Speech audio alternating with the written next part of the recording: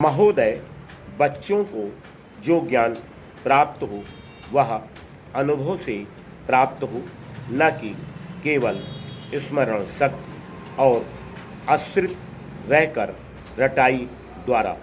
उन्होंने सोचा था और उच्चतम शिक्षा शास्त्रियों का भी यही विचार है कि इस प्रकार से प्राप्त ज्ञान बच्चों में जागरूकता, कार्यकुशलता, स्वतंत्र भावना पैदा करता है, जो इस जीवन के संग्राम में बहुत सहायक हो सकता है।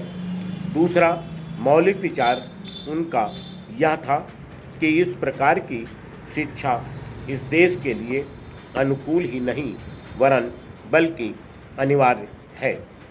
बच्चों से जो कुछ भी काम कराया जाए वह उत्पादक काम हो और उससे जो कुछ भी पैदा हो उससे शिक्षा का व्यय यदि पूरा नहीं तो अधिकांश निकल सके, क्योंकि यदि शिक्षा का व्यय दूसरे प्रकार से निकालने का प्रयत्न किया जाएगा तो वह बोझ इतना बड़ा होगा कि शिक्षा सार्वजनिक नहीं बन सकेगी।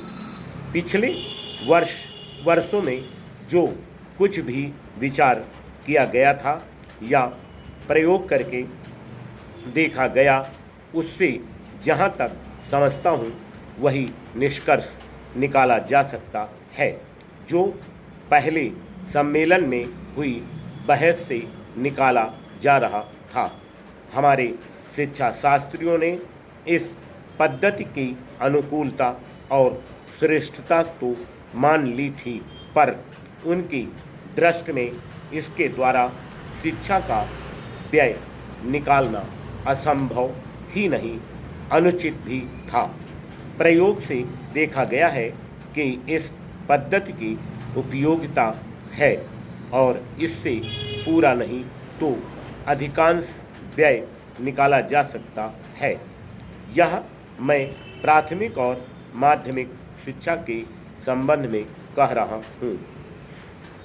उच्च कोटि की शिक्षा के संबंध में अभी प्रयोग नहीं के बराबर हुआ है, इसलिए उसके संबंध में अभी कुछ भी कहना संभव नहीं है। इतना होते हुए भी हम देखते हैं कि इस पद्धति को उतना प्रोत्साहन नहीं मिला और न इसका उतना प्रचार ही हुआ जितना होना चाहिए था और जितना स्वराज प्राप्ति के बाद हम कर सकते थे।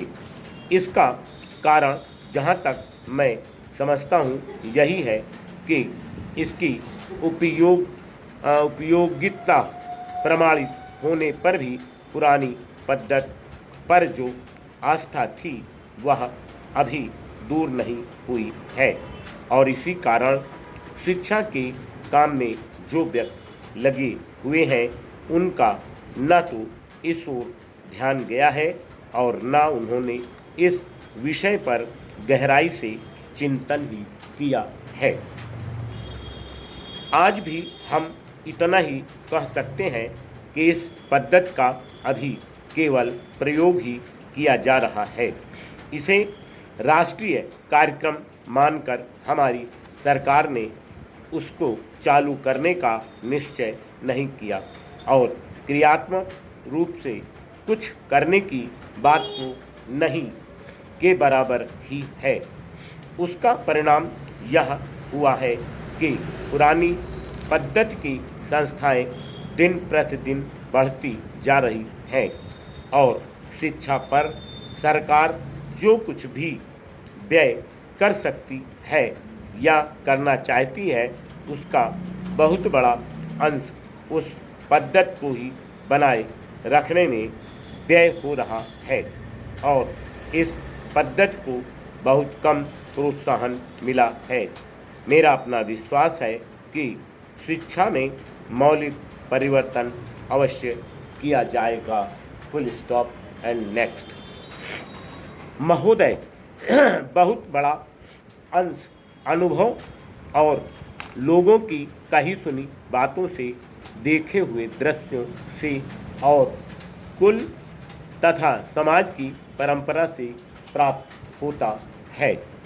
सिनेमा इस सभी प्रकार के ज्ञान की प्राप्ति में सहायक हो सकता है, क्योंकि यह मनुष्य की दृश्य और श्रव्य अनुभूतियों के क्षेत्र को बहुत ही बढ़ा सकता है। यह एक साधारण सी बात है जिसे सभी जानते हैं कि केवल सुनी सुनाई बात की अपेक्षा हम पर देखे हुए दृश्य का प्रभाव अधिक पड़ता है, और हम यदि सिनेमा द्वारा किसी चीज़ को देख लेते हैं तो उसका उतना फल तो नहीं होता जितना स्वयं आँखों द्वारा देखने से मिलता है। उससे तो कहीं अधिक अमिट छाप किसी के सामने किसी दृश्य के वर्णन करने से पड़ती है। मन बहलाव के भी साधन कितने ही प्रकार के होते हैं।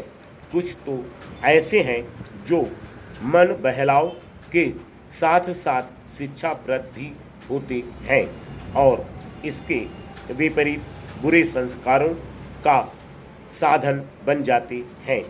मैं स्वयं यह दावा नहीं कर सकता कि मैंने बहुत सी फिल्में देखी हैं। सच पूछिए तो मुझे बहुत कम फिल्में देखने का अवसर मिला है, पर मेरे पास जो खबरें पहुंचती हैं बहुतेरे विश्वसनीय भाइयों और बहनों द्वारा जो शिकायतें पहुंचाई जाती हैं उनसे मालूम होता है कि बहुतेरी फिल्में दूसरी कोट की हैं जो शिक्षा अथवा मन बहलाव का साधन न बनकर बुरी वासनाओं को जागृत करती हैं, विशेषकर युवकों के चरित्र पर बुरा प्रभाव डालती हैं। हो सकता है कि इस प्रकार की फिल्में अधिक लोकप्रिय होती हों, उनके द्वारा अधिक पैसे कमाए जा सकते हों।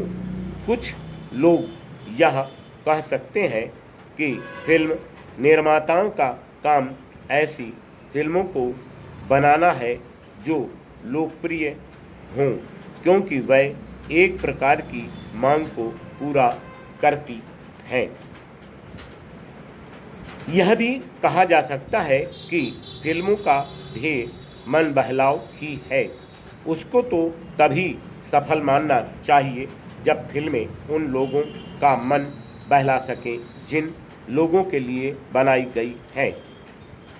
ये सब बातें बहस के रूप में कही जा सकती हैं, पर मैं चाहूँगा कि कोई भी सिनेमा हो अथवा फिल्म के बनाने वाले हों, वह यदि अपना कर्तव्य समाज सेवा समझते हैं और उन्हें ऐसा समझना भी चाहिए, तो उन सब के लिए ये सब बातें यदि अग्राह्य नहीं तो गौण अवश्य हैं, और उनका मनुष्य उद्देश्य तो सेवा ही होना चाहिए।